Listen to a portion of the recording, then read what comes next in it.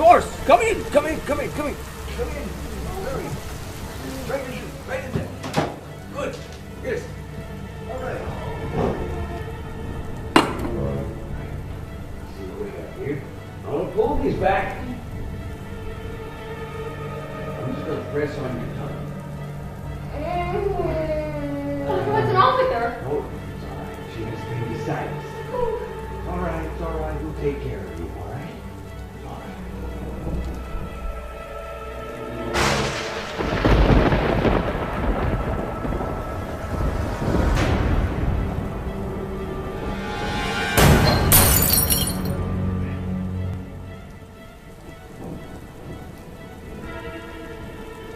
Hold her down.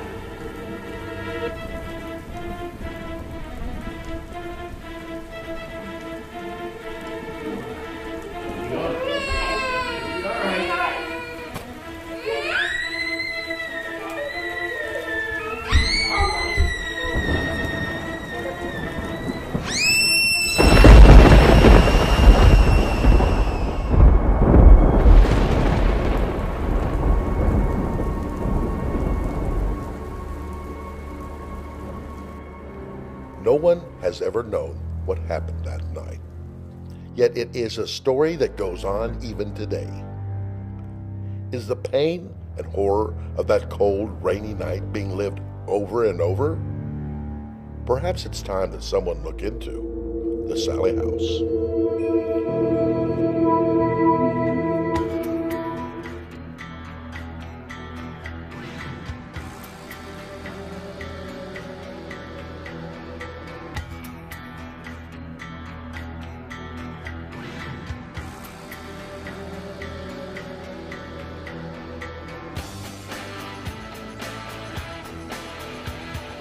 All right, can you just tell us a little bit about what you've heard about the Sallie house? My dog won't even set foot on the property where the Sallie house is. I don't even believe in that stuff, but I would never go in the Sallie house. I don't know anyone who's gone over there and said they'd go back. It's one of those places that everybody, well, most people know about. It was talked about on TV. But you'd never go there? I would never go there. Do you believe in it, the haunting? Yes, I do believe that we used to live in a haunted house. I mean, it's just a bad house.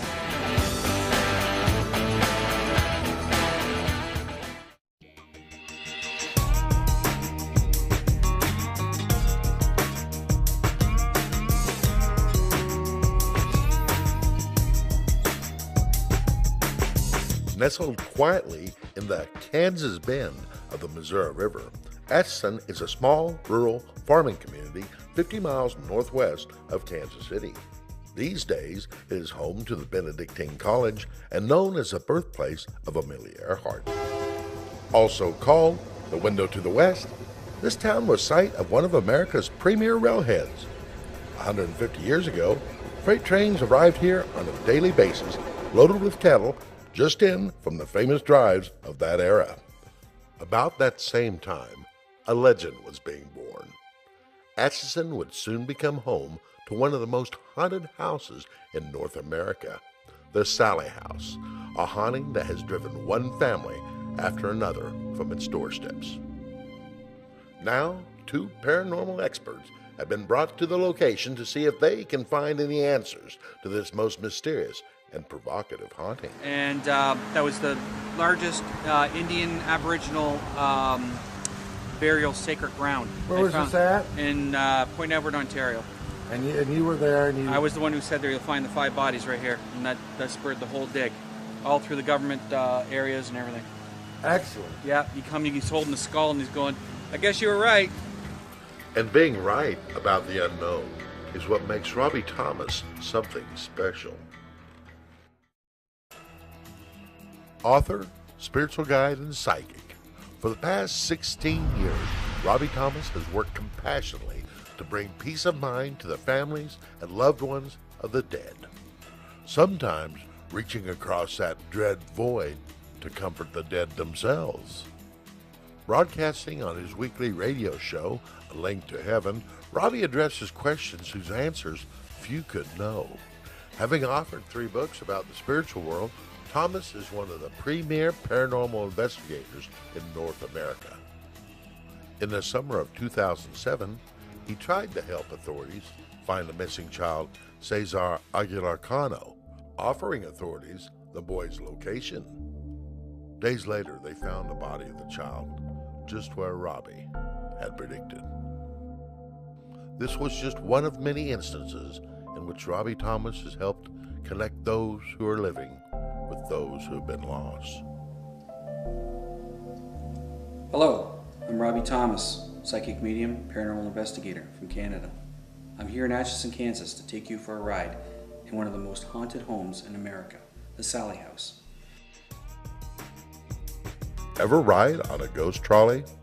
Every year, hundreds of people come to Atchison, Kansas to load up on the haunted trolley and visit the Sallie House. This modest-looking home has become an infamous tourist destination for ghost hunters and curiosity seekers alike. Now, according to legend, Sallie was a young girl who died on the operating table in this house, which was a doctor's home and office, with her last memories being of a man she believed was torturing her. Sallie is said to exact her revenge on men who entered this home. Joining him is longtime colleague Michael Esposito, an expert in EVP or electronic voice phenomena. Esposito uses enhanced audio technology to prove the existence of the afterlife, a realm Michael glimpses carefully listening to the ambient noises of environments like that of the Sallie House. I captured a lot of EVP at the Sallie House, and here are some of the very best EVPs that I've captured at the Sallie House or anywhere.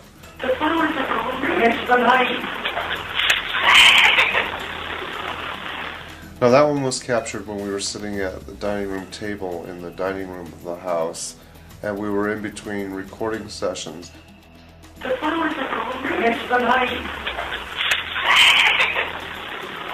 This would not be Michael's first trip to the Sallie House. In fact, he has gathered a number of shockingly distinct EVP samples from this mysterious haunt.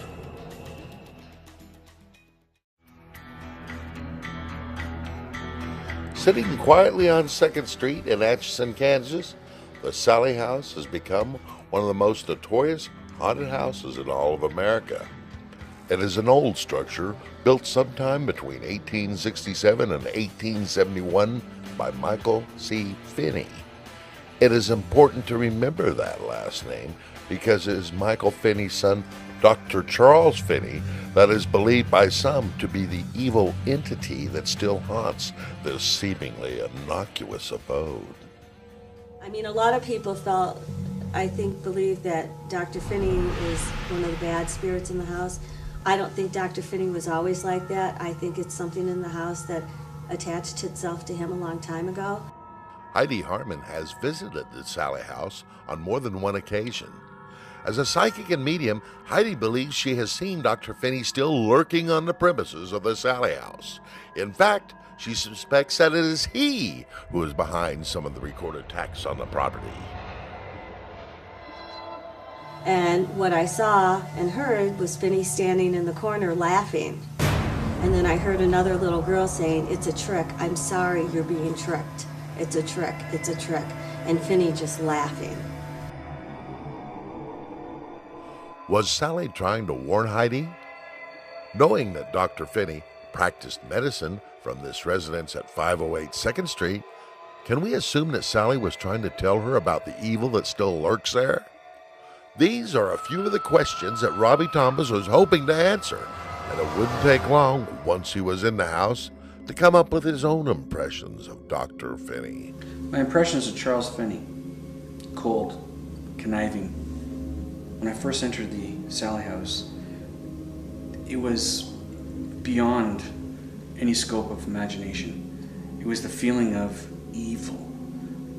Charles Finney, in my own feelings, now I don't say think, I say feelings, was walking in the shadow of his father, a wannabe, if you will. Now, take that and what I've just said in itself. Come Sallie to the Sallie House. I feel that wrong was done, and it was done by his hand. So giving him the power, if you will, that's what he took, and that's what he did. The evil of what men do. But Robbie is only visiting.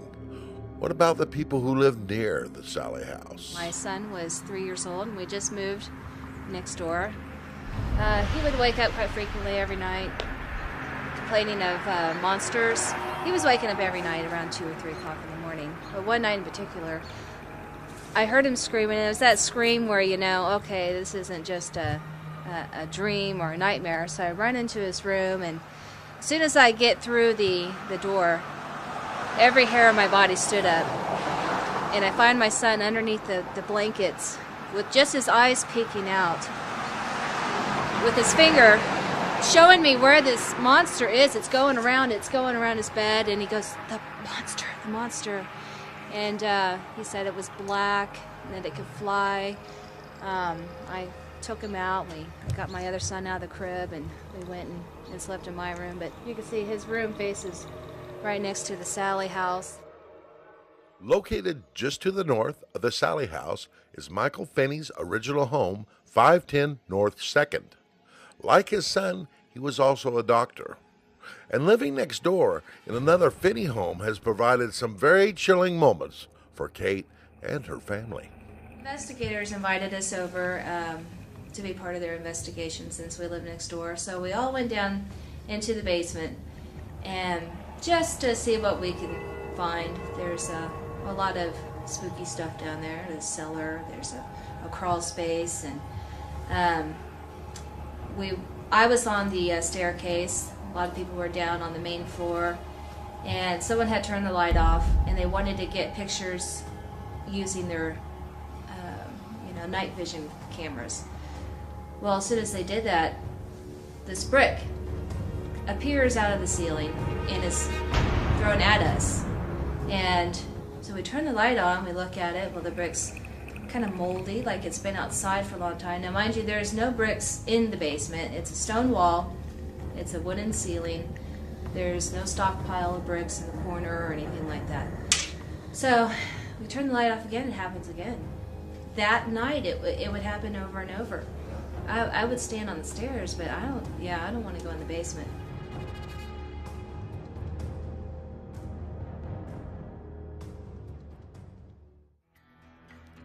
Just north of Kansas City is the small community of Atchison, Kansas. Known for being the home of Amelia Earhart, it has also become the destination for many paranormal investigators, and they come to visit the Sallie house. Notorious for being the most haunted house in America, even the next door neighbor is curious about what goes on inside. I decided to have my brother and his family over for barbecue in the backyard. So we're out here grilling. Well, my two nieces, curious as to what's going on over here, was asking if they could go in the house, and I said, well, you can't go in the house, but I said, Les won't mind if you look through the window. So we come out here, and I tell them, well, look through this back door here, because there's been things that have been seen through here. So they're looking like this. While they're over here, I decided I wanted to go over here and see if the radio would turn on like it has before. So I come over here, and I'm looking, and all of a sudden, something grabbed me from behind and just had a hold of me. And so I take off running. And I'm laughing and almost crying at the same time because I'm thinking, oh my God, I'm being grabbed.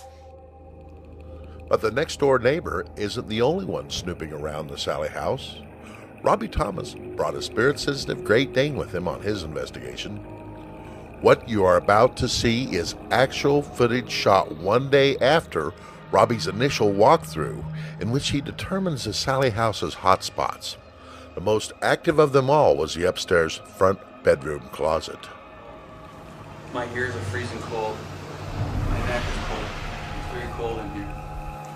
Very much so. And I can feel the presence of a young child here.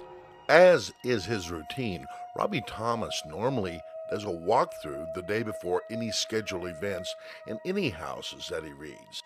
In the case of the Sallie house, Robbie noticed a room upstairs that would come to his attention. The following day, a large, spirit-sensitive dog was brought into the same area. How do you feel? Hey, come on. Eddie, come over here. Come see something.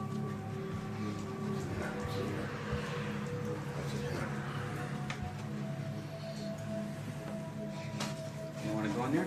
You don't like that? Come on. Come here, me. Now, this is it. Right here. He doesn't like that one. She's here. Come here. Although Robbie never was successful in getting the dog to go into the room, the event still managed to raise the hair on his arms. So what exactly was it that the dog sensed about the room? In doing his walkthrough, Robbie narrates his spiritual impressions to Michael Esposito, who is recording this session. Esposito will later analyze the tape in his search for EVP. So it's almost like I'm being shoved in there, locked in there, and I'll let you know when it's good and ready. That's what I'm getting. So shut up. This is where you're going. It'll come out when I'm ready. And again, this goes to the older child. Robbie Thomas will do a walkthrough of the entire Sallie house, putting together the psychic impressions from each room. Many times, these impressions will tell a story, and the story in the main bedroom small closet is troubling. And I can honestly see, to me, 14 years of age, roughly 13, 14 years of age, kneeling down, and I can hear the sobbing in this corner here of being put there. Boy, oh boy, you know, I want to go beyond the part of saying that I was abused like a child to the worst abuse that you could have, and this is one that's been. But the upstairs closet wasn't the only room in the house that had a story to tell. In the basement, Robbie's impressions would become physical as he senses the touch of two small girls. I come, I play. I'm not supposed to be here, but I ride and hide too. So I get two sensations of why I want down here. I play and I'm not supposed to, or I get in trouble. There's some sort of trouble and I hide in here. And right now somebody is pulling on my baby finger. I can feel the sensation of pulling on my baby finger. A name that comes is Anna. There's a name that comes Anna. A-N-N-A. Anna. Now, Anna, Emily, Anna, Emily, Anna. There's two names. Emily, Anna. There's two names. So that's gotta be. And again, I'm getting a sensation on my pinky finger of pulling right now. And again, there it is, and it's big. It's pulling my baby finger. And when I want to go this way, over to this wall, over here. And while Robbie was holding hands with two girls named Anna and Emily, Mike's recorder caught these voices from beyond. There are more than 1, 2, 3 spirits here. Again. Did you hear that? Since EVP is carried on the sounds that are ambient in a room, it is hard to discern the subtle messages that lay within. Listen again. 1, 2, 3 spirits here. Again. 1, 2, 3 spirits here. Again. Some EVP are more apparent than others. Many times they are shrouded in the ambient noise that carries them. A few minutes later, Robbie was being pulled behind the heating unit and almost out of view of our camera. In the darkness, he would encounter orbs of light suggesting a high amount of psychic activity. During Robbie's reading, Mike would record a very faint message. So this to me is a bunch of orbs. I got my eyes closed and I can see maybe 10, 12 different types of orbs. In this area here, there's a bunch of activity. So I feel that, again, Anna, Emily, Anna, Anna, Emily. Those two names back and forth are coming. I'm getting the significance of being called both. Now listen after we overlay Mike's enhanced version of the same exact moment. The eerie voice from beyond can be heard saying, "He's in power." Anna, Emily, Anna, Emily. Those two names back and forth are coming. I'm getting the significant. Listen again. Anna, Emily. Those two names back and forth are coming. The following day, Mike and Robbie would take a group of amateur ghost hunters through this same basement, showing the locations of unexplained phenomena, updating them on his recent walkthrough, and reviewing some of the tortured history of the Sallie house and its effect on those who have come to call this place home. For a while, anyway. Well, that lady that lived there, the reason she wouldn't let people go past her wasn't because she kept a bad, unneat house. It was because she was a witch. She practiced witchcraft. She painted a pentagram on the floor here. Les covered it up, but that's what got her evicted. As you might have guessed, not everyone has to be evicted from the Sallie house. Upstairs, Mike tells about another one of its tenants' adventures. Yeah, back in the 90s, this is when they finally decided not to come back here no more. That's when they were living here. He got thrown. He was in his bedroom here, and the dresser here started to shake and shimmy. The bed was jumping up and down. There was a thing on top of the dresser which was literally spinning around. He couldn't get the door open, and he was calling for Deborah, and he couldn't get the door open. He got the door open, and something shoved him right almost under that railing. And this is actually the door where he got thrown into on the 18th. He was standing here with two cameras. Deborah was there with smudging, and he got shoved. He got thrown about a foot off the ground and about 3 feet over. One of his shoes that were laced remained right where he was standing. Like someone being hit by a car or a train. The family Michael Esposito is talking about is the Pickmans. The Pickman family is the reason that the Sallie house came to the public's attention. For 22 months, the Pickman family would live in that horrid house on 2nd Street. They would stay there despite a number of fantastic events, right up to the point when Tony Pickman would become concerned for the life of his wife. One day, she had left for work. I had the day off. And that morning, I just sat and would watch her get ready for work, and the whole time I'm thinking, I just want to hurt her. I wanted to stab her, to be honest with you. That was the thought going through my mind. Within a week, the Pickmans would pack up and be gone. But their last visit to the Sallie house would come 14 years later. It would be the last time they would ever set foot on the property. So we went back and we pulled up to the house, and Renee, I forget what she said, but... Said she saw someone move. Renee Liker is a paranormal investigator and good friend of the Pickmans. It was she who was with the Pickmans on their last visit and would witness what happened. When we pulled up, there was a huge, dark, shadow person getting up out of a rocking chair, almost like someone had been sitting there waiting on us to pull up, and oh, here they are, let's get ready.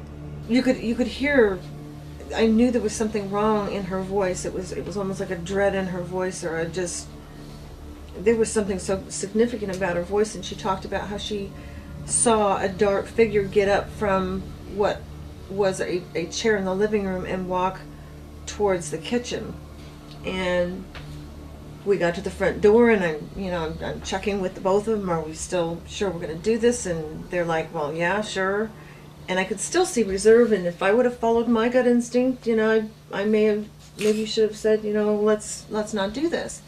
But we didn't. We walked in, and the whole... Yeah, just the feeling in the house was different. It had a very real heavy heavy feeling this time. But the Pickmans did go into Sallie house that night, and before long, they would find themselves in a master bedroom. It was the same room Robbie Thomas would later discern was the center of paranormal activity. To explain, just a real sense of urgency. And Tony was in the master bedroom, and I'd gone in to take some photos. I was walking around with the camera, just kind of snapping pictures. And we got some anomalous photos as well. But he started talking about how he wasn't feeling real well, and I went into that room and I started smudging the windows in that room, And as I'm doing the last window, which is the south window of the master bedroom, I just started turning around, and out of the corner of my eye, I see him just lift up and be thrown backwards, probably about 4 foot. He hit the door that had been open to the room. He hit the door hit the wall, and he like just slid down the door, dropped down the door, and I screamed. Renee thought that somebody had tripped or something, but she came around the corner. I walked around the corner and I saw Tony down on the floor, and the look on his face, he was scared. Anybody in that situation would have been. I looked over, saw his boot like clear off over here, and kind of trying to assess the situation and what had happened. And I saw Deborah talking to him, "Stay here, Tony, stay with him, fight it." You could see the veins in his neck where he was struggling to get back up. I was trying to lift him up, and you could tell by the strain in his neck muscles. Trying to get up, and something was just holding me. I couldn't move, and I was really straining to get up, and at the same time scared because it had felt like I got hit by a Mack truck. I mean, it hit me hard enough that I was wearing laced up work boots, and I flew out of my boots. I remember standing there thinking, there's no way anybody could possibly fake that. I mean, what's going on here? He's obviously trying to get up. I was trying to get up and couldn't, and I remember Renee coming around the corner and saying, "Whoever you are, in the name of God, you must release him. This is God's child." And he did not get back up, and I said, "I demand," and I started screaming, and I said, "I demand you, in God's name, to release him, now." And just like that, he was released.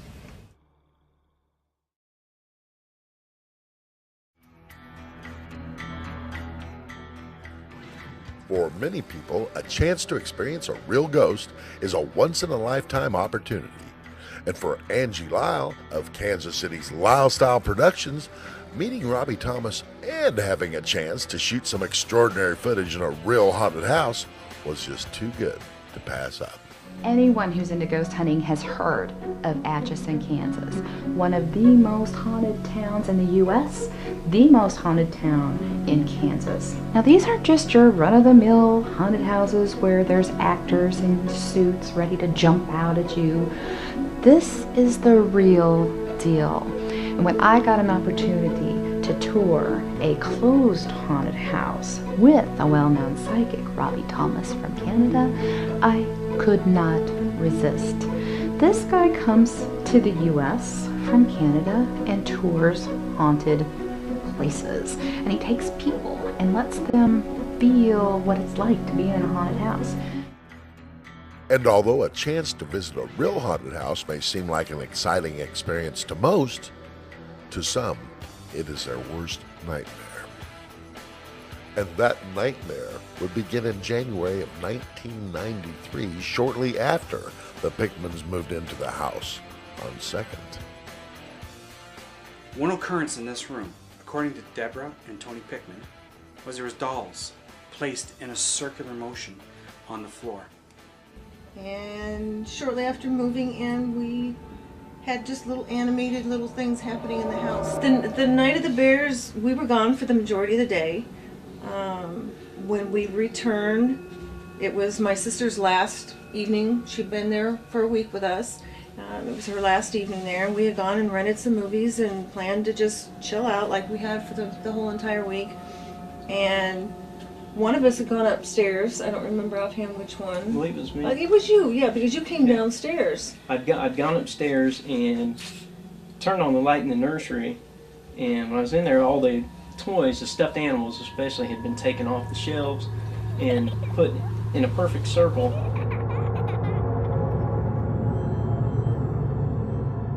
I'd come back downstairs and just kind of asked her, what'd you do with the bears upstairs? Or, why'd you put them in a circle? And I looked at him like, what are you talking about? Clue was what I was He says, well, talking they're about. all sitting in a circle. I said, well, I didn't do that. So we all three went upstairs and looked in the nursery, and they were in a circle, like I'd said, and we thought, well, kind of funny, but we kind of assumed that my little brother lived next door, so we thought, well, maybe he come over and played a little trick on us or something. So we put the bears back up on the shelves and in the crib and everywhere else they went. Shut the light off, and we proceeded to come back down the stairs, and we didn't even make it halfway down the stairs, and the light switch flicked back on in the room.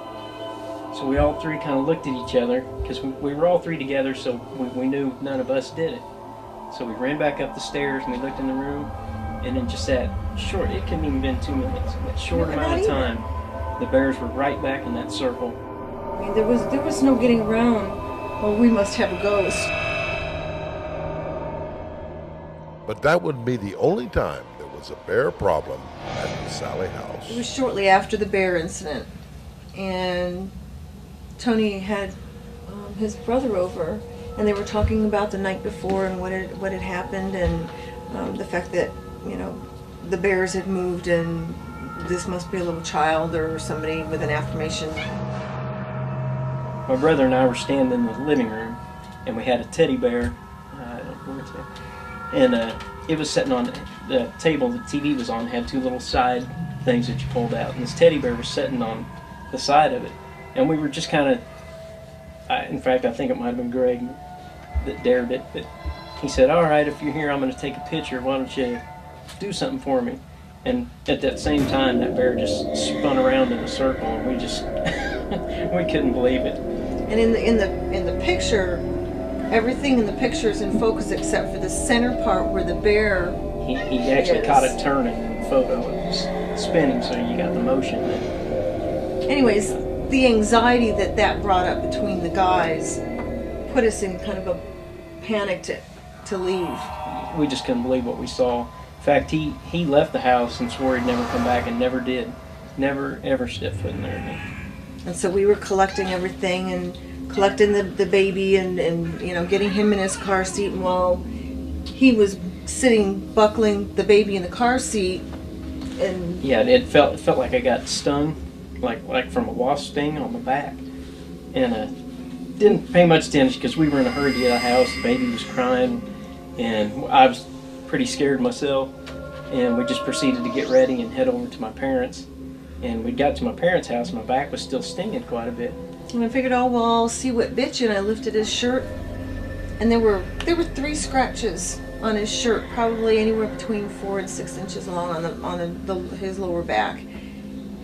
And I think my heart skipped a beat.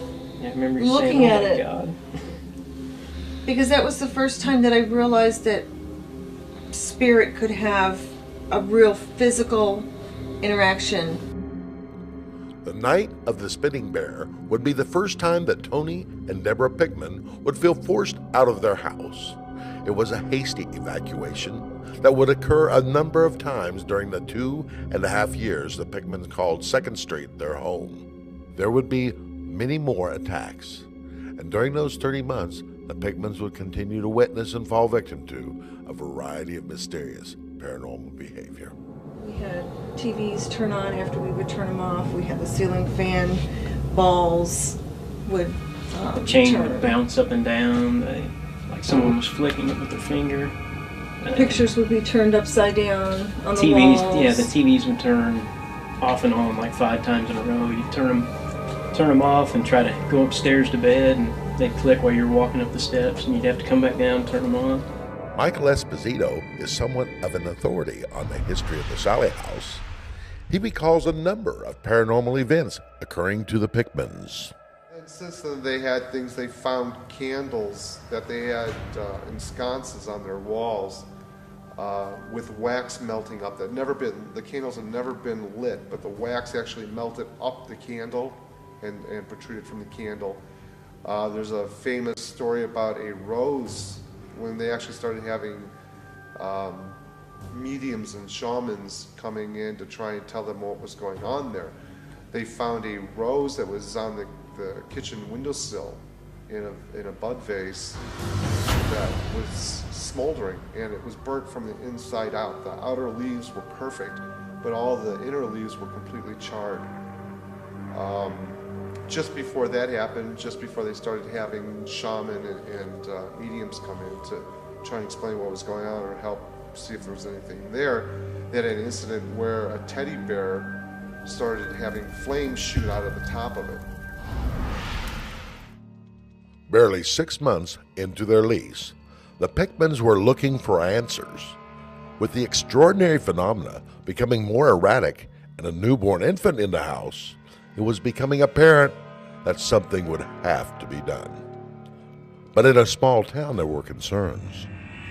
Although we wanted help with what we were going through because we totally didn't understand it or know what to do with it, we also know that we didn't want to be plastered all over TV and, have everybody in town's fingers pointing at us, which inevitably happened anyways. In June of 1993, the Pickmans would relate their growing concerns about their rental to Barbara Connor. She was the only friend they felt they could trust to be discreet, who was also a psychic, and who lived out of town. Traveling from California, Barbara Connor would be the first real psychic to set foot in what she would later name the Sallie House. That came about with the first psychic that came into the house. Barbara Connor was her name. Mm-hmm. She had picked up on the little girl and said that the little girl told her name was Sallie.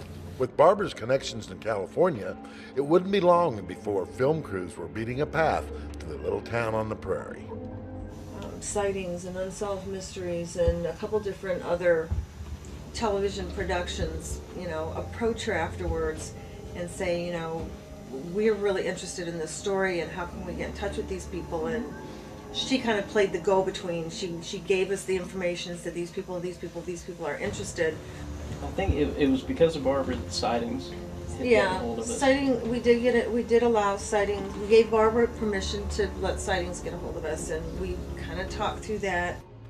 As time went on, word would start to spread about the 2nd Street haunting in the little town of Atchison.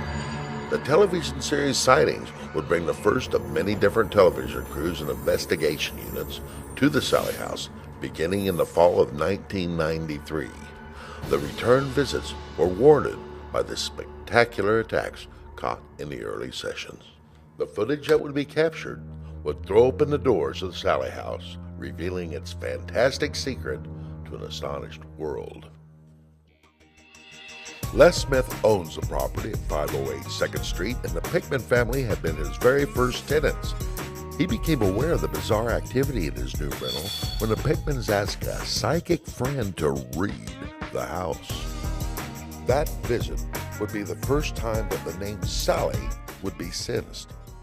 It was also that visit which would bring the Sightings television show to this otherwise sleepy little Kansas town. They wanted to come in here, and I said, yeah, I have no problem. You can come in and do whatever. But Peter James was coming that day, or that night. He was coming with them, and I came by to check the place, make sure it was locked up, and was locking it up. And I came by in the middle of the afternoon, 5 o'clock, and I'm walking through here and checking everything, and I said, Sallie, if there's really, I'm not buying any of this. I'm not. I'm very skeptical. You got to show me. And I'm not buying any of it. And I said, Sallie, if you don't want these people coming in here, you let me know somehow. And they had installed the telephone. I said, here's my phone number. And I wrote my phone number down. I said, you call me somehow, let the phone ring twice. And do it twice so I'll know it's you and you don't want these people coming in. And I'm speaking out loud, talking to myself. So I leave. And next morning they call, they want to come in here. So I said, okay, I'll be over in a few minutes. I'm leaving the house, the phone rings. It rings once, then twice. I go to pick it up, and there's nobody there. So I head for the door again. Just so I'm going outside, the phone rings, and I hear it ring, and I said, I'm going to let go. It rings twice, and it stops. And then I think about what I had said the day before, so I go pick up the phone, and there's static on there, just it scared the hell out of me. It really did. It scared me. That's when I got a very good friend, Father Thomas Flaherty. I called him. I said, Father Tom, this is what happened. Can this happen, or is it my mind? He goes, yes, it can happen. Don't you mess with it. So whatever you said you was going to do it, and but don't you mess with it. He said, then come by and talk to me later. So I come over and let these people in. I said, you got one day, do your stuff and get out. Then I went and talked to Father Tom, and he said, yeah, it's very real, and don't mess with it. And I haven't messed with it since. I never messed with it to start with. I just making comments. But that's what happened. That's the one time it really scared me. Les Smith is not an easy man to scare. He spent most of his life being an officer of the law. In fact, he and his partner, Joe Budner, were on duty the night this sightings crew began setting up their equipment. And now these fellows, they had, I think they totaled like $1 million worth of equipment. They had probes and cameras and gadgets and stuff, you know. But Les and Joe weren't there for the sightings investigation, but they did manage to become a part of it nonetheless. Including it would go up to a time it was about 10 years ago, and the TV show Sightings was filming, and I had talked to Les and about the TV show coming there and filming and setting up their equipment. So I stopped by the day that they were there. The film crew was there, and I happened to be on duty, and I was in a police uniform when I went into the house. And while he introduced me to everybody, we were standing there talking, and he was against the east side of a room that we were in, a big, it's like a dining room, and it was cold out, and I know for a fact he had secured the windows. There was plastic on the windows. My point being, there was no wind, there was nothing in the room, but one of the gentlemen handed Les a piece of paper which they wanted him to sign of some kind of a contract or waiver or release. He had me sign a contract, and he was standing, I was right over there by that chair, and I walked over to sign. I said, yeah, you can go ahead and film, do whatever you want to do. And he's holding the clipboard with the contract, and I'm signing it. While I'm signing it, the end of the paper just started fluttering up on the tablet, and I said, what the heck, you know? And I look at it, and I look over my shoulder, and Joe's standing behind me, and he sees it too. The paper just began to flutter, just started shaking. And I'm watching him, his hands are still. He looks at it, he looks up at me, I looked at him, and he said, did you see that? I said, yeah, I saw that. What are you doing? He says, I'm not doing anything. So we both saw it. The guy holding the clipboard, he's looking the other way. He's not looking. I said, you see that? And Joe says, I did. It's moving. And about that time, one of the gentlemen from the film crew said, she's here. She's in the room. He says, just stay where you're at. I said, sure. And he started, they got some probes or equipment out, and they're looking for her energy. He said, there she is, and they would feel around. And they went and checked the windows, make sure there was no wind. Said, she's in here. Then the gentleman turned to me and said, she doesn't like you. She doesn't like that uniform. She doesn't want you here. And I said, not a problem. I can leave. So we left. And that was very strange. What was making the paper flutter, I don't know. And if Les and Joe thought what they saw was strange, it was a good thing they left when they did.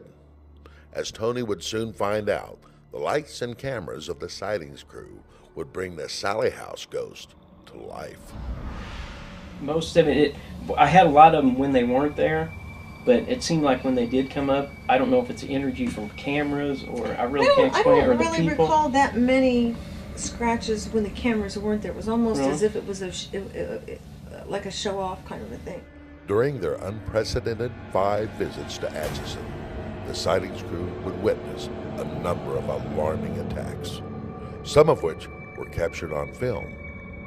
8 sightings broadcasts would be dedicated to these sessions. They have about 9 minutes of uncut, focused in on his torso where the scratch was forming. And they said sightings and some of the people that reviewed that footage for authenticity said it was probably some of the most remarkable footage that they'd ever seen because it was uncut for that entire 9 minutes. During the sightings sessions, a vast array of electronic equipment was deployed to search for and measure any anomaly that may occur. As it turned out, the investigation was shifted from being focused on the house to keeping an eye on Tony. Yeah, they'd set me in a rocking chair in the living room for was that all-night vigil? Yeah, it was like 11 to 12 hours, and with my shirt off. And Kerry Gaynor, who I have a lot of respect for. He was a really good parapsychologist. He was sitting He was sitting catty-cornered, I mean, like the chair that's sitting next to us, right next to Tony, and having conversations with him. And while he's talking, scratches would just show up. Yeah, I can't even say they formed. They would just be there. He would throw his hands up and he'd say, "Here's another we one. have another scratch." And I was sitting right here. He was so flabbergasted. He was so beside himself on how this could be happening right in front of him, and him not catching, the actuality of it happening. After watching dozens of malignant scratches form time and time again, a producer from one of the shows retired from the field. According to others on the crew, he was having a hard time reconciling his traditional faith with what he was witnessing at the Sallie house. Producers, early on, I think the involvement in what he witnessed in, filming and directing the segments, I think it kind of shattered his belief system. Or he more or less told him he wouldn't come back. Yeah, he was done with field desk work. job. He was done being out in the field. It was difficult for him. But what if the Sallie house ghost has influence that reaches beyond that of the structure on 2nd Street? Later that day, I was off work and I met up with Les to talk about what the film crew had done and what they'd seen and what we had seen. So since it was winter, it got dark pretty early, and we decided to take a ride back up to the house. First time we drove by, and we was talking about the paper fluttering, and we go by here, and as we go by, the lights on my truck go out, and the radio, we listen to the radio, you just started hearing static on it. As we approached the house, we was in a truck. It was an older Ford, and the headlights was the old push-pull button type headlights on the dash. And as we go by the house, we're like maybe 20-30 yards from the house, his headlights go out. And I said, "What'd you turn your headlights off for?" He goes, "I didn't." I said, "Yeah, right." He goes, "No, I didn't. I really didn't." And as he looks down, and the button was in. They had been on just previous. He turns it on, and as we go right in front of the house, we had the radio on, and it went staticky. Just went to static, So he continued driving north for about 5 blocks, where we pulled into a parking lot to talk about what we had just witnessed, what we'd just seen. And we thought, let's drive by again. As we go by, heading south by the house, the dome light comes on. Now, the button, as I said, it's a push-pull button you have to turn on the dome light. His hand was on the steering wheel. I mean, I was watching him. I watched him, and he says, "I didn't do that." We made the 3rd pass, and again, the headlights went out. And we made 3 different passes, and each time, something happened. Lights went off, lights came on, radio went staticky, just by that house. Not before, not after. It never happened again. It's never happened since. For 2 years, the television crew would return, each time collecting more and more incredible data, albeit at the expense of Tony's decaying health. It had gotten so bad that at one time I remember the cable guy being there at the house to hook up cable, and he's talking to me. Next thing I remember, he's patting me on the face, waking me up, asking me if I was all right, because I couldn't sleep in the house. That was she worked days, I worked nights. When I was home at night, I'd be in the master bedroom upstairs trying to sleep, and I was hearing whispering. It sounded to me like 6 different people whispering in my ears at one time, and I could never make it out, but it was just like, and it would be right in my ear, and I scratching in the wall behind the bed would just drive me nuts. It just sounded like somebody just inside the wall just scratching to get out. And each time they came up, it successively got more damaging for Tony. He got scratched every time they came up. And every time it was a little bit more and a little bit more, to where his body looked like a war zone. Yeah, I didn't think I could take it anymore at times. When I'd hear they were coming back, I was like, oh man, I don't know if I can go through this. After the sightings crew left town, Deborah and Tony Pickman were hoping that the activity in the Sallie house would subside. Then one morning in the kitchen, Tony, for the first time, would come face to face with Sallie. I felt the first time I saw an apparition was of a little girl in the kitchen. I'd come home from work and walked in the kitchen to get something to drink and poured some orange juice in a glass, and I turned around, and not 5 foot from me is this little girl dressed from the 1800s just staring back, and she looked just as surprised to see me as I did her. It scared me to death. I dropped my glass, it shattered all over the floor, and as soon as I dropped it, she was gone. I took off running. That was the first apparition Tony would see, but it wouldn't be the last. One day it had gotten so bad that, and it's probably my scariest time in the house, was I was trying to sleep and I was hearing the whispering start off and then the scratching. And I still shake when I talk about it. I remember laying there in bed, and what looked like, you know how dust particles come through a window sometimes, you kind of see them like, it kind of started out like that, and then it just kept getting darker, and pretty soon it took the shape of this woman, and she moved over to the bed, and I mean, I was just, oh man, I was in a panic. And I'm just kind of scooting back in the bed while she's approaching me, and all of a sudden her arm just shot out at me, and I remember she had this black lace glove on, and I remember her saying, "I'm gonna," and when she said that, her hand came towards me, and she just disappeared. I never thought you could get so scared to where you couldn't scream, and that's what happened. I could get nothing to come out, and that even makes you more scared. Shortly following this incident, the Pickmans would leave the Sallie house. Knowing Deborah and Tony for what I have known and seen in sightings and unsolved mysteries, and the corridor of which Tony's gone through, and that living that life at the Sallie house, you know, it's amazing. It truly is. Coming down to Atchison, Kansas, and making this the tour stop, it was phenomenal. They opened their arms up to me. They said, yes, come on down. You know, it's very difficult in getting the time to sit with Tony and Deborah on any given day, but they made time. Several years later, Michael Esposito would meet the Pickmans and become part of the ongoing investigation. During a seance, he would shoot the amazing footage you're about to see. Using a parabolic microphone, Tony was listening to it. We were conducting an EVP session up in one of the bedrooms. Renee Leaker, Bird's mom, asked one of the specters, one of the ghosts that we think inhabit the house, Joanne Barnes, who actually lived next door but was married to one of the Finneys, spent a lot of time in a mental institution and was accused of killing her son by trying to gas herself and her son to death in the house next door. She lived, unfortunately, and spent a lot of time in a mental institution after that. But Renee Leaker asks, now Joanne, we've asked you this many times before, we'd like to know if you want us to bring clergy into the house. At that moment, Tony, who was still listening to the parabolic microphone, grabbed his stomach and fell backwards, screamed out an explicative, and caught himself and was a little ashamed of it, but he uttered, "That burnt."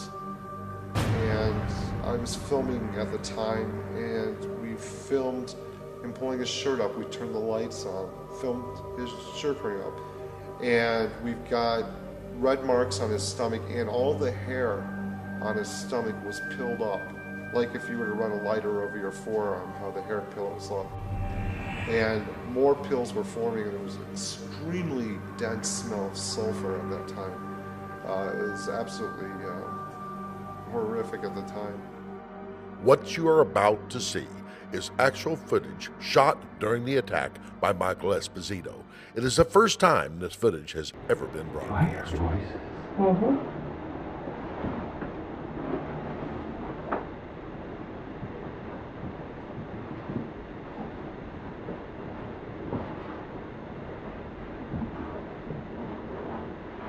Those of you that are Catholic, would you like for us to get the priest to come in and bless the house? We've discussed this before, and we need a definitive answer.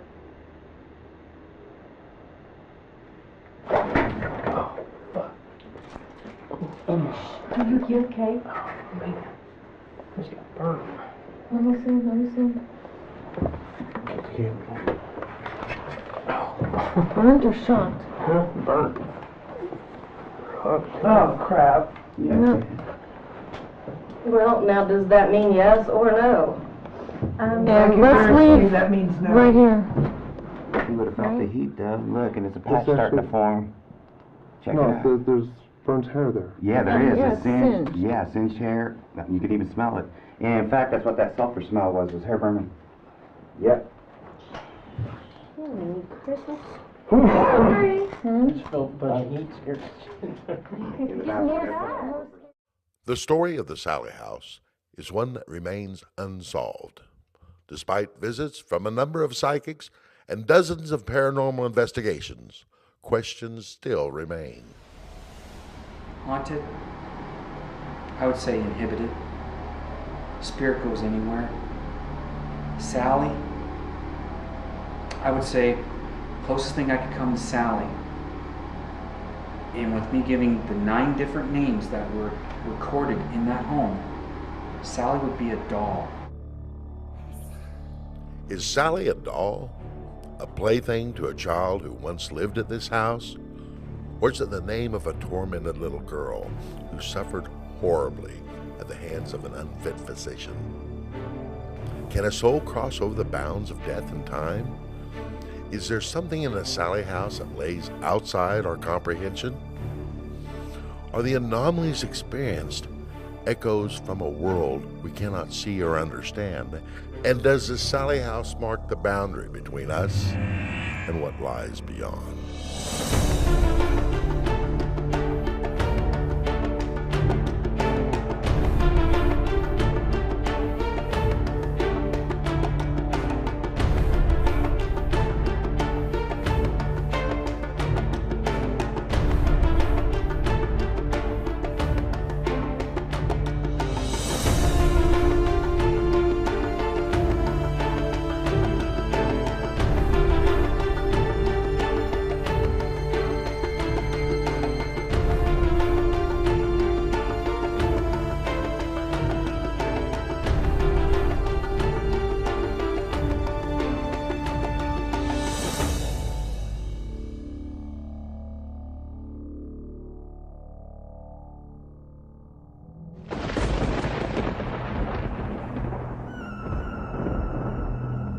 Where's Sallie?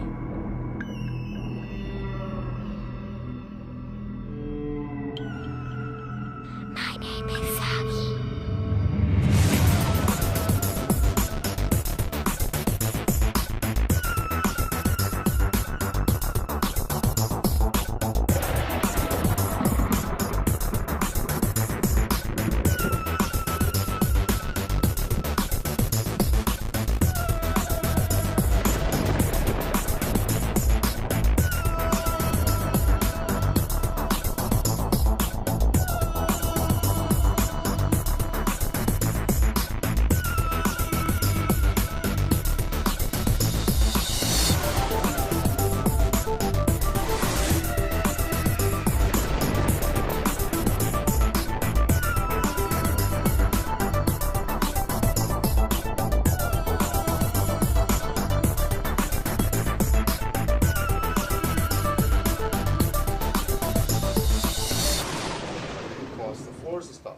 We had a camera and a tripod set here filming them, and we came up because we had to change the audio tape, and Jeremy Pippin and I were standing here, and we were looking up, and just right here, right above us, you just hear the, just the furniture moving, just right across it, just that loud.